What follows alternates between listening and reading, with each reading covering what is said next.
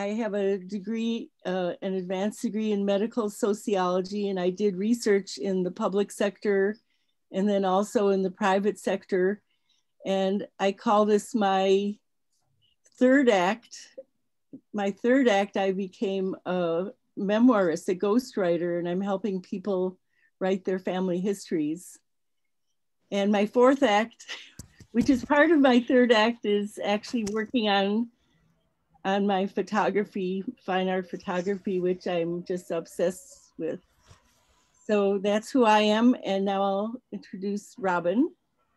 Hello to everyone, and glad you're here.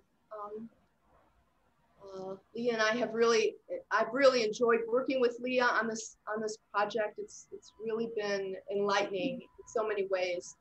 I have been in Brookline for just a few years. I'm from Upper Michigan, and I bless you. I have iterations of myself as well. I am a clinical social worker and worked as a clinical social worker, bless you. And then I began leading a movement. And then I began doing clinical social work and movement with women. And when I moved here, I began doing virtual clinical social work before it was COVID. And I began painting. And now my main focus is figurative abstract painting. So welcome to all of you. Thank you for coming. Oh, You're on next, Robin. Yeah, I'm on next. So when I have long-standing performance anxiety from being a child. And when I started leading movement, I turned to my 9-year-old daughter, and who's a ballerina dancer, and I said, Zoe, do you get nervous when you get in front of people? And she said, no, mommy. She said, I just get very excited, not nervous. So I'm still working on that. The piece that I chose for today is, interestingly to me, by a young woman from Ann Arbor, Michigan. It just was a synchronous discovery, who actually was in a jazz piano group with my son as a youngster. And I just want to give her credit. Her name is Allie Halpert, and she creates music, building community and visioning different worlds. I'm inviting you to move if you would like to. You can have your video on or off. You can have your eyes open or closed. You can be sitting or you can be standing. I'll start with a basic pattern, which you can include or exclude, because what I'd like to invite you to do is move with pleasure of your own body, your own essence, your own soul, your own spirit, your own emotions, your own thoughts, your own memories, whatever emerges for you.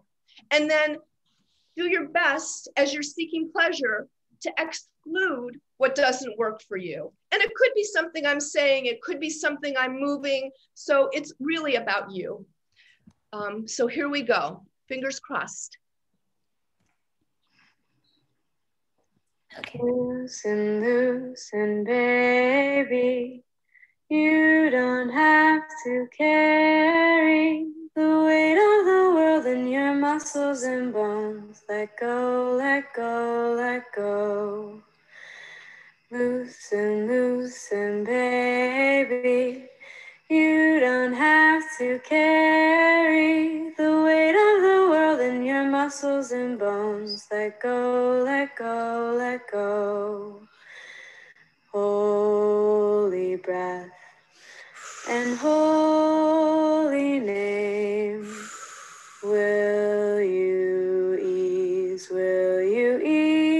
this pain?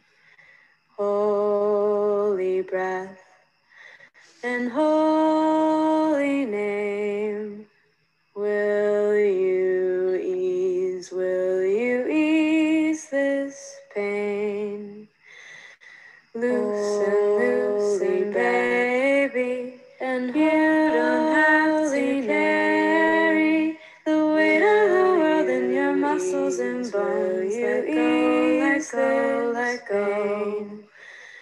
Listen, listen, baby, and you don't have to carry the weight of the world in your muscles and bones. Let go, let go. Listen, listen, baby, and you don't have to carry the weight of the world in your muscles and bones. Let go, let go. Listen, baby, and you don't have to carry the weight of the world in your muscles and bones. Let go, let go. Listen, listen, baby, and you don't have to carry the weight of the world in your muscles and bones. Let go, let go. The weight of the world in your muscles and bones. Let go, let go. The weight of the world in your muscles and bones. Let go, let go. The weight of the world in your muscles and bones. Let go, let go, let go.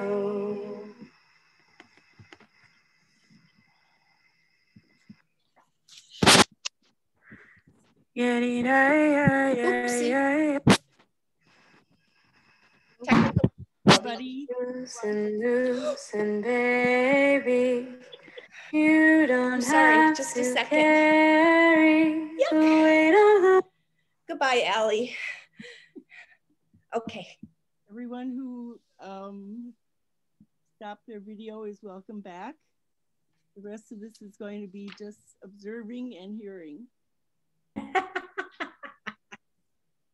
So, the first thing I'd like to do is to ask you right now to think of a memory that brought you pleasure. It could be something from your childhood, a smell in your kitchen when your mother was baking. It could be something as recent as holding a photo of the family and you remember a certain event that brought you pleasure, or even a phone call you had with a good friend. So think about that and put it in the back of your mind, and at the end, that's how we're going to end, if you wish to share what your memory is. But before we do that, right now, I'm about to talk to you about an amazing artist. Her name is Helene, well, it's pronounced Helene Aylon.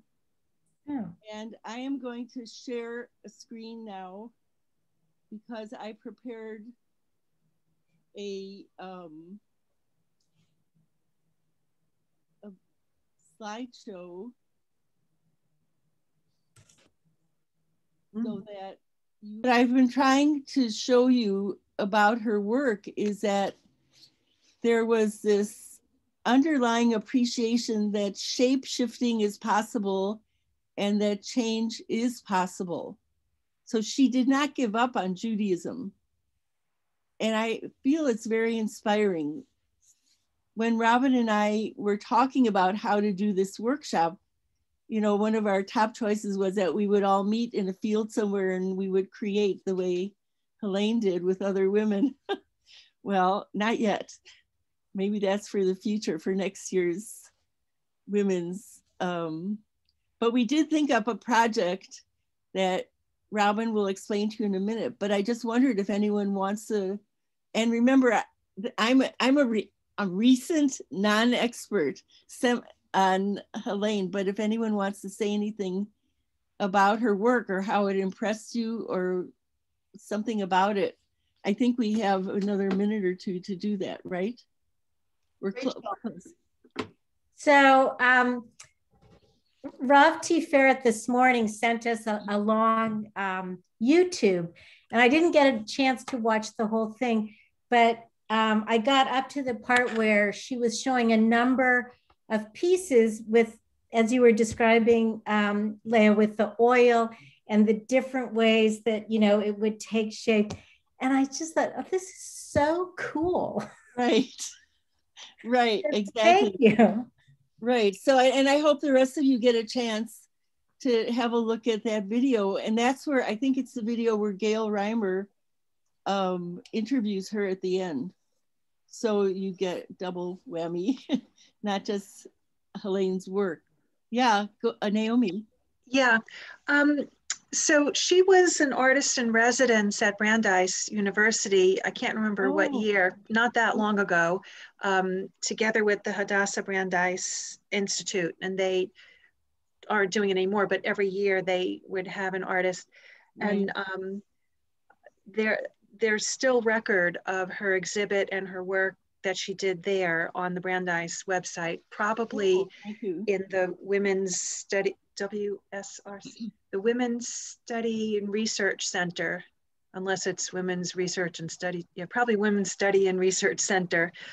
They have a gallery there, and they do great work. And that's how I was first introduced to her, because I was doing the website for her exhibit. So anyway, there's more to be seen. And I think that one had that Torah project in it mostly. Oh, great. Okay, yeah. Shown with the 10 Commandments. Thank you for mentioning that. Are there any other questions about this or comments? Reactions? Reactions. Or reactions. Okay, well, we might have some later, but meanwhile, we'll go on to the next part of our workshop, which is finding a way to give tribute to Helene and also have kind of a collaborative project. So I'll let Robin explain this. Well, I just want to thank you, Leah, for the way in which you shared about Helene. I was introduced to Helene by my daughter, actually, who was introduced to her from a friend about 5 or 6 months ago. And I have just been inspired in multiple ways by her as a woman, a Jew, and an artist. And I sent it to some of my artist friends, and Leah was one of them. And then the link that she shared with you. And then I shared that link with the rabbis, because I felt that the rabbis of our TBZ are two more women pioneers and role models for our for how women's roles continue to evolve and change in society and in Judaism. And Rav Teferet said, would you like to present? And I knew that I would never be able to present the way Leah presented. So I knew that she was my go-to person, and I'm so glad she did. So there's so much on the web, as Naomi was just saying, if you're intrigued by her, there's just so much more that you could learn, and her memoir. So a few days, Leah and I decided we wanted to do some kind of experience installation in the spirit, as Leah said, in the spirit of Helene. And so we decided during a virtual that we would do some two-dimensional experience. And so we decided we were going to do a tree. A tree, and the actual tree would be a figure of a woman. And then there would be branches coming off. And I committed to doing that and agreed. And then a couple of days before I was doing the actual creating the art, I was reading about Helene, and I was taking notes and reading, and I sat down to draw the tree, and I tried and I couldn't, because I'm actually, like Helene describes herself as an intuitive process creative, that's what I am too. So I instead, one thing led to another, and for several hours I became immersed in my own intuitive flow, and I gathered drawings that I had done, intuitive drawings from the past in workshops that I've been in. And I started cutting, And then the cutting caused me to remember cutting paper dolls when I was a small girl. And it brought a lot of joy and pleasure to me. And then as I was placing things, I connected with collage as I'm collaging, because I always collaged, often collaged as a young girl and then as a grown-up. And so one thing led to another, and I was quite nervous because at my core, I'm a collaborator and I'm a pleaser. And I didn't talk to Leah about changing the plan. I couldn't because I couldn't do the original plan.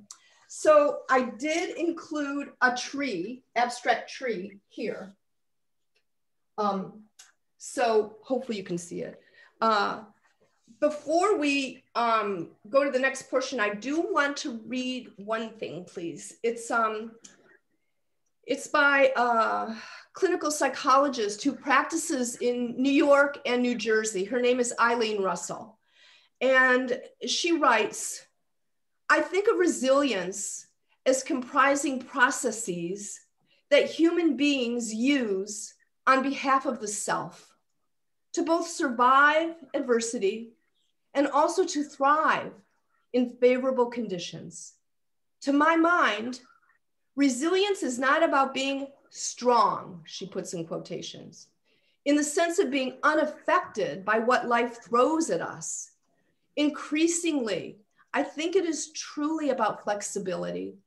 How do we stretch into spaciousness and opportunity when it presents itself for our growth and expansion, and also know when and how to contract and save energy when conditions are truly inhospitable. And then there's one other excerpt I'd like to share. We are bigger than our struggles. I added the plural. We are bigger than our struggles, she says. We are broader than our fears. We are deeper than the current moment. We are more adaptive than we know ourselves to be.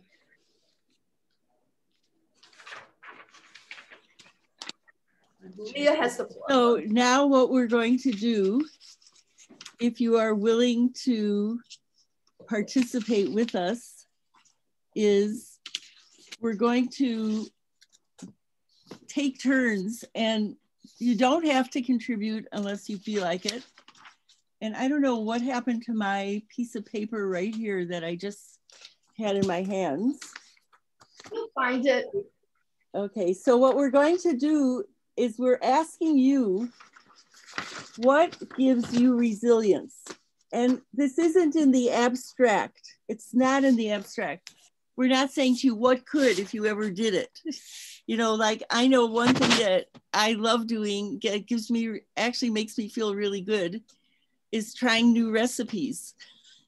So I do it. I try to do it just because I feel happy when I'm doing it, and I don't think about stressful things, and I don't feel so confined here. Another thing is looking at pictures, old pictures.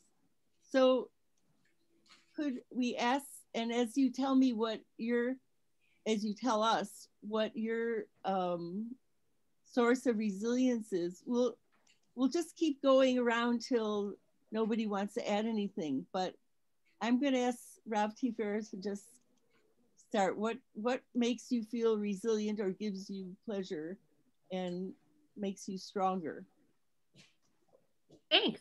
For me, here, let me start my video.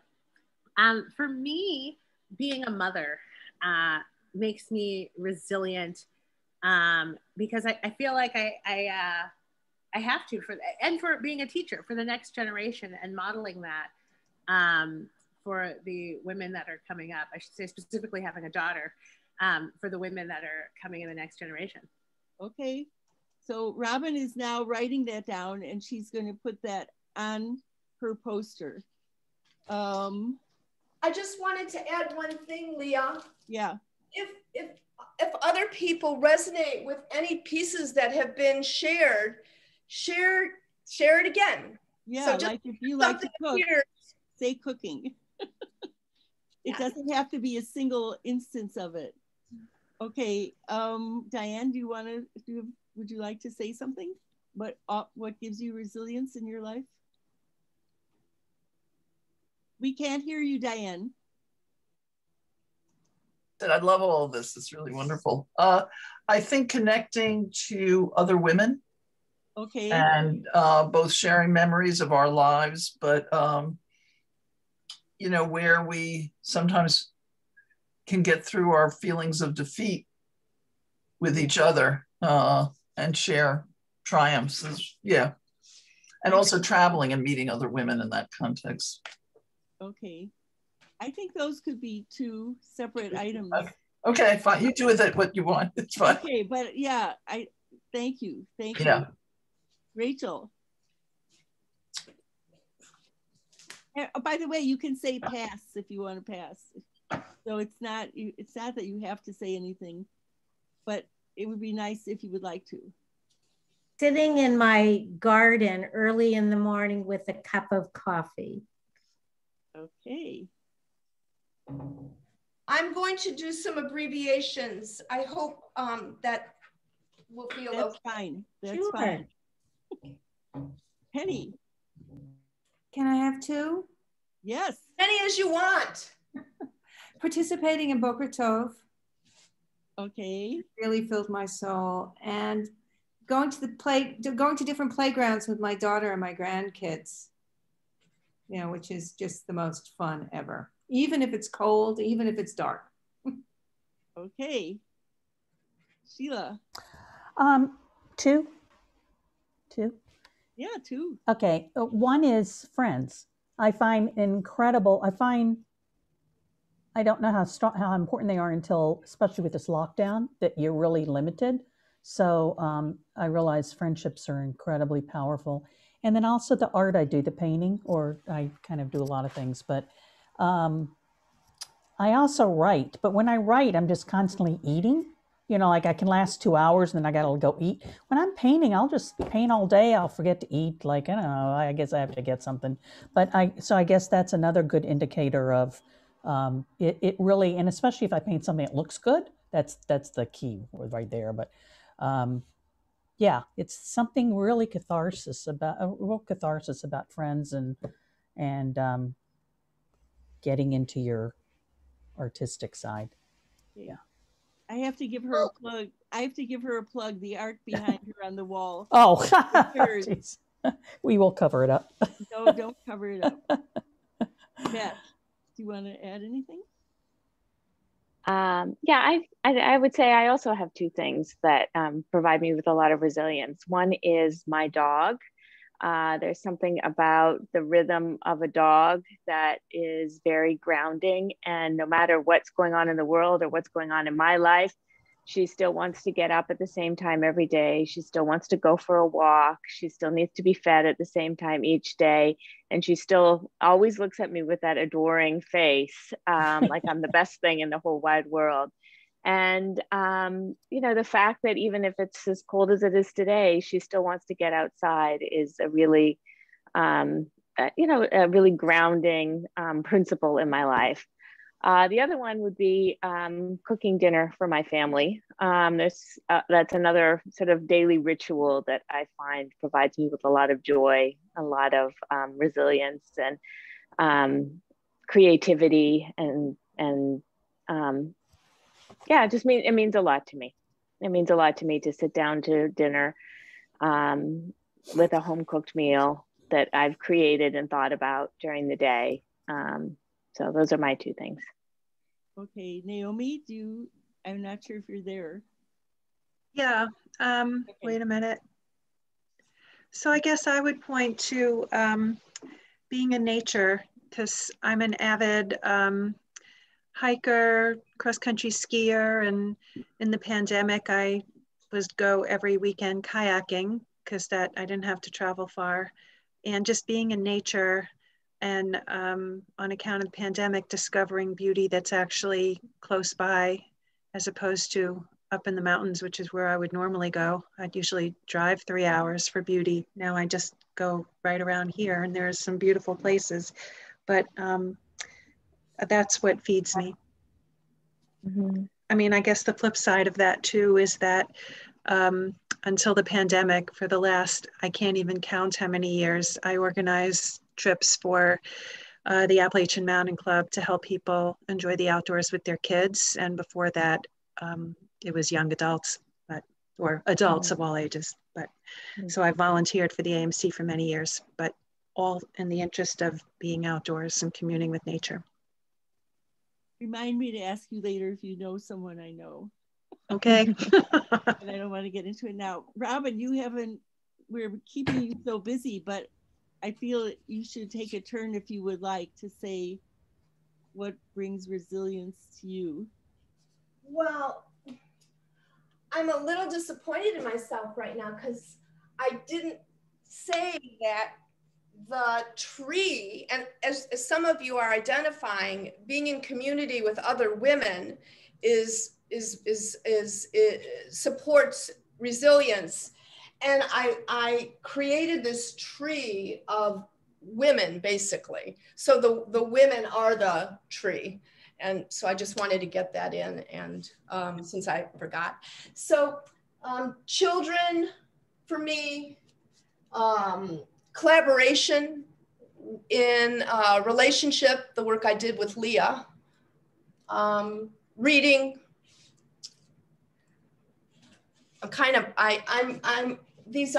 It's not sticking so well, so I'm really sorry. I will take a picture of it when it's flat and send it to all of you. I didn't want to use really glue because I like these pictures and I didn't want to actually spoil them. Thank you. Okay, anyone else think of something that you didn't mention before? Yes? Oh, wait. Yes. Do you have something? Yes, I wanted to second the baking, and in particular with others. Like my aunt used to love baking with her, and taking walks with good friends. Okay. Trying to think if I want to add anything. Well, reading for me is a total escape. I love it. I could read all day, all the time. And I remember we used to laugh at my dad. If he saw anything in writing, it could be a newspaper, he would stop and start to read it. So maybe I had a great role model that way. I don't know, anything else that anyone has as a second, third, fourth thing that gives them resilience? Maybe something different now than you did before. Oh, I have something. Yeah. For me, resilience has come from reinventing myself, reinventing how I move through the world, what I do, what I share. And so that really feeds my resilience. Yeah. Okay. Well, I do have one more thing that made me, that the change or whatever you said just sort of popped into my mind. But, you know, I work with different clients on their memoirs and their memories. And there's something it's so much fun because I start learning about things that I never knew about. And then when I'm not with them, I'm always looking it up.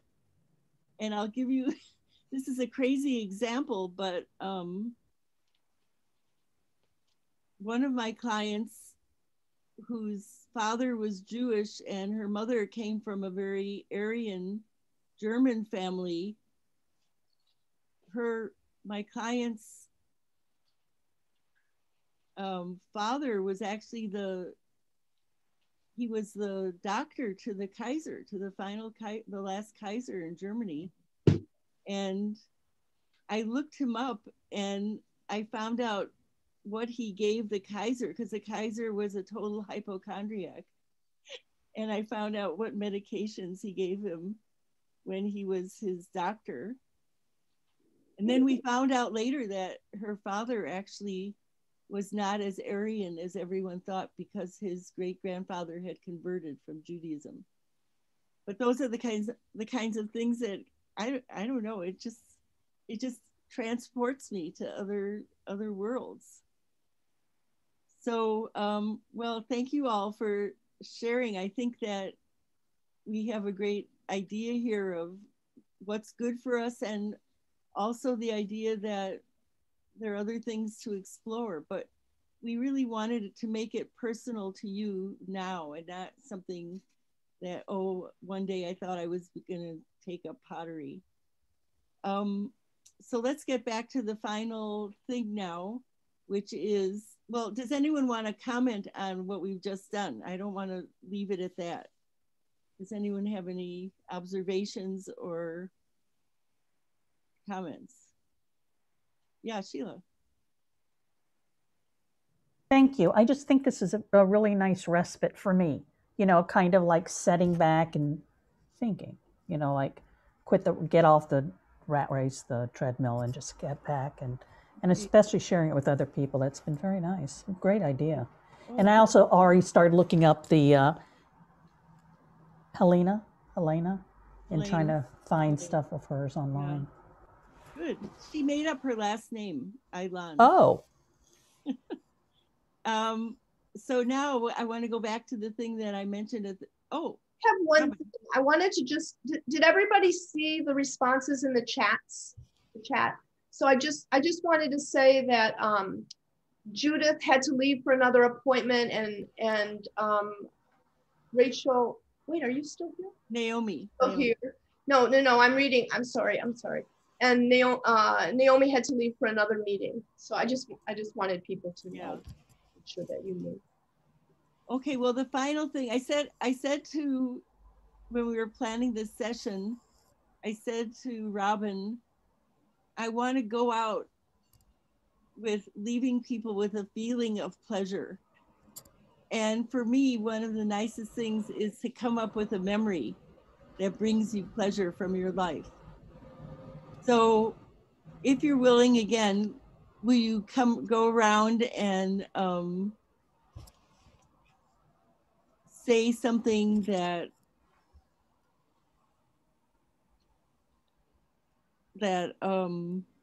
gives you pleasure, and it could be a memory or whatever it is.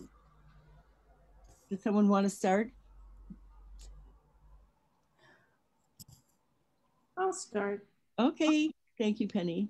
I have my daughter had sent me a video a few weeks ago, and I look at it periodically when I'm feeling grouchy, which happens periodically.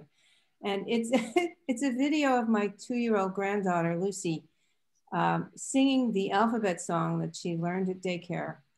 And she had fallen in the playground with us, actually with me and her mom, and she had gotten this big black eye. And so she has this big black eye, and she's singing her heart out with the most joy and pleasure that you have ever seen. And it just makes me so happy. Great. Okay. Anyone else have a moment of pleasure you care to share? Sheila. Well, mine has to do with kids too. When the kids were younger, when I would take them camping. And so we went out to Colorado, and the place we ended up at, the first place I had picked, you know, weeks ago, didn't work out at all. And so I just like grabbed someplace, and we were able to get a camp. Anyway, we were up on it wasn't quite a mountain, but it was bigger than a hill, you know, one of those in Colorado, southern Colorado. And you know, the kids and I were just camped. We had our camp stuff behind us, but we were sitting on a hill. The sun's in front of you. I had brought colored pencils and crayons and drawing tablets, and it was just fun. The location was gorgeous, and having my kids do art with me was so much fun. And then, you know, it's your kids, and I often go back to that memory. Just cool. Great. And we also had a boombox with music playing, kid music. But anyway, it was just a good time. Okay, anyone else? Okay, Rachel. So my memory is of my mother's last birthday, which was when she turned 80. And it was, we all came home for Thanksgiving, and we were 4 generations of Goodman girls and grandchildren, other, you know, grandsons and sons-in-law. But just remembering us being all together in the dining room gives me great pleasure. Great. Anyone else? Nice. Diane. Diane. Yes, I love the beauty of the mountains and swimming and lakes, and place that I've gone to in the Adirondacks since I was 2 years old, right after the end of World War II, and just being with beauty, physical beauty. Thank you. I'm open to anyone who cares to add. So I guess I'll go. I haven't gone yet. So one of my fondest memories is from a time when my kids were young, like many of your memories. And it was long before we lived in Brookline, and I had to pick my children up from school. So I had picked them up from school, and we were in my mom van driving home, and the Crosby were 4 and 5 at the time, yet they both knew all the words, and they started singing along. And because we had 2 dogs and not 2 cats, they substituted 2 dogs for the 2 cats in the song. And I can just remember the moment, the sun shining in the window, these 2 little voices in the back singing along so happily, and just feeling like it was, you know, a moment in time that I wanted to encapsulate and hang on to forever. So thank you. Robin? Yeah, so all of your stories, your memories I can resonate and could echo each of them. Penny, yours, when I heard you describe your granddaughter with a black bruised eye and also then singing with joy, that really resonated for me and my memory. I was at my son's college graduation, and there was just this really small moment where I was alone with my dad, who I lost a year ago. And there was a live jazz band, on, and he was a really good dancer. And that memory, of course, it's joy and pleasure, and also I feel sadness. Right. But it was just, it still remains an amazing memory for him. He was spinning me around and twirling me this entire dance. We were outdoors, and it really, really, I love thinking about it and love remembering it and him and being with him in that way. Beautiful. I was trying to think of what really brought me a lot of pleasure when I was younger, and I went to Camp Ramah in Wisconsin for 4 years, and summers were the highlight of my world. I loved being there. There was everything, every possibility for being creative, for being having crushes on boys and counselors, for making friends who I still have to this day from those years, and who helped welcome me to Boston, as a matter of fact. So I don't know, there was this sense of freedom of not being at home, not being in school. And I got into I started doing dramatics, and it was just lifting me. It was like having wings in the summer. It was so great, even if I didn't get the boy of my dreams. So I think that we are exactly on time, and you know what, I'm so grateful that there were only a few of us in the end. I mean, I didn't know, we didn't know how many to expect, but it wouldn't have been as much fun if not everyone got to talk and we had to talk too fast. And so thank you for sharing yourselves in this way. And I do hope you when you turn off your Zoom, that you do have a good feeling about life, and hopefully we'll all be together in person before long. So thank you for coming. And thank you. Thank you, Leah and Robin. Yes. This is lovely. So much. Good. It was a pleasure. Much appreciation. Thank you also, Ref. Yeah, Ralph Teferi. Thank you for being here. Pleasure. Okay, I think that's it. Bye, everyone. This was lovely.